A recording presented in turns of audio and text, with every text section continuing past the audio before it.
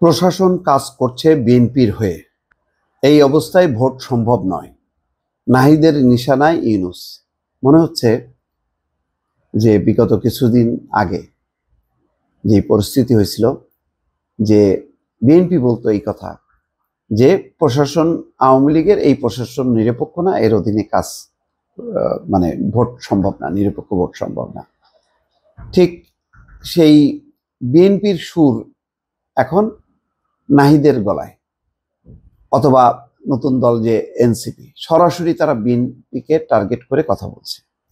দলটা 1 মাস কি পূর্তি হলো, হতে পারে 1 মাস হয়েছে, 1 মাসের মাথায় এসে চ্যালেঞ্জ করতেছে। অথচ আওয়ামী লীগ মুক্ত করার জন্য অভিযান, কোথায় কোথায় আওয়ামী লীগ আছে তাদেরকে ওএসডি করা, তাদেরকে বিতাড়িত করা, কি না হয়েছে দফায় দফায়।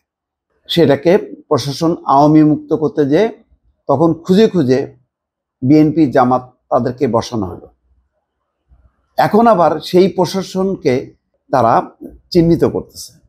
জামাতও ক্ষমতায় নেই, বিএনপিও ক্ষমতায় নেই।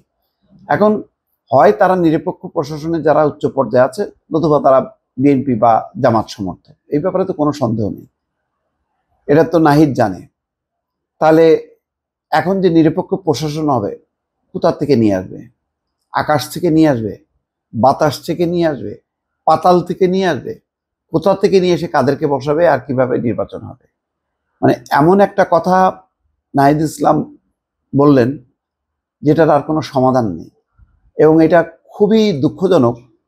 এটা জুলাইয়ের যে গণঅভ্যুত্থানের যে চেতনা, সেই চেতনাটার প্রতিফলন ঘটলো কিনা।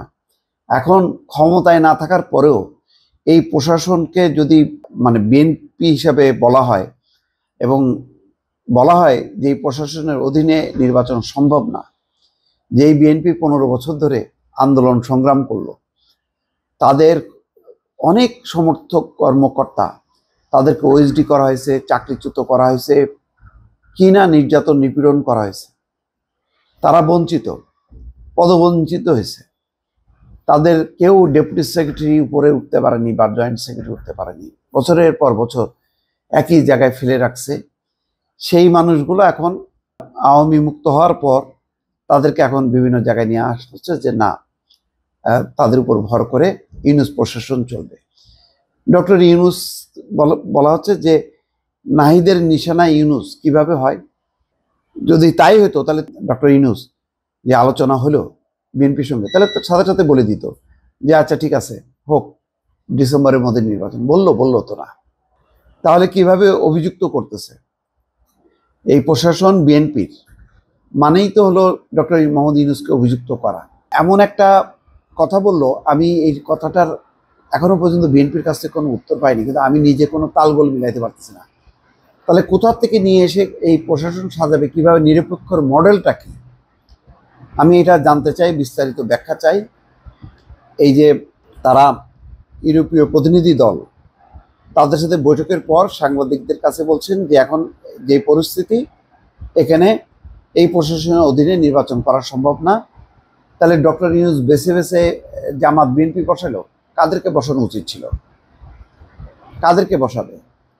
ডক্টর ইউনূসের কি কোনো দল আছে? সে তো নেই, সে তো অনেকটা তত্ত্বাবধায়ক সরকারের অনুযায়ী। আর এখন যারা আছে প্রশাসনে, তারা বিগত সময়ে হাসিনা বিরোধী আন্দোলন করছে।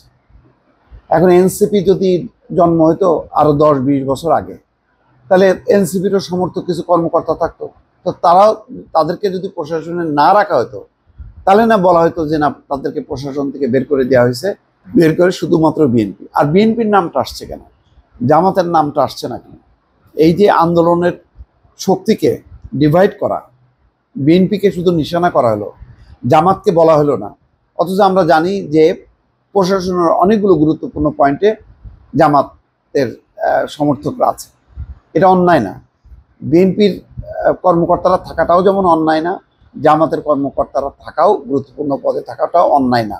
কিন্তু এই প্রশাসনকে বা এই অবস্থানটাকে চ্যালেঞ্জ করতেছে, সমালোচনা করতেছে, যেটা আন্তর্জাতিক গণমাধ্যম আনন্দবাজার পর্যন্ত চলে আসছে। এবং এক অর্থে ইউনূসকে মানে সমালোচনা করছে যে ইউনূসই তাহলে ধরে ধরে বসেছে, অথচ ইউনূস তো আবার বিএনপির কথাটা শুনলো না। বিষয়টা কি?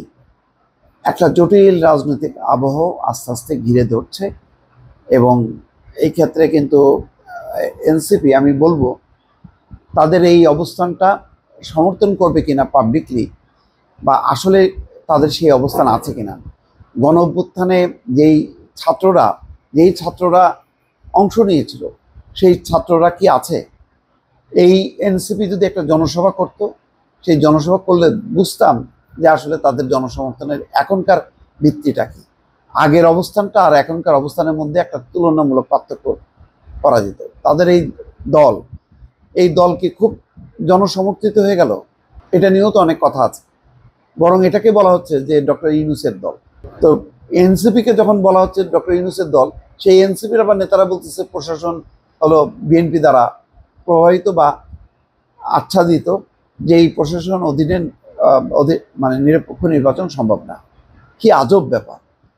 এই যে তালগোল পাকানো একটা পরিস্থিতি তৈরি করা হচ্ছে, এটা কি ইচ্ছাকৃতভাবে এমন একটা জটিলতা তৈরি করা যাতে বাংলাদেশের নির্বাচনের সম্ভাবনা আরও পিছিয়ে যায়?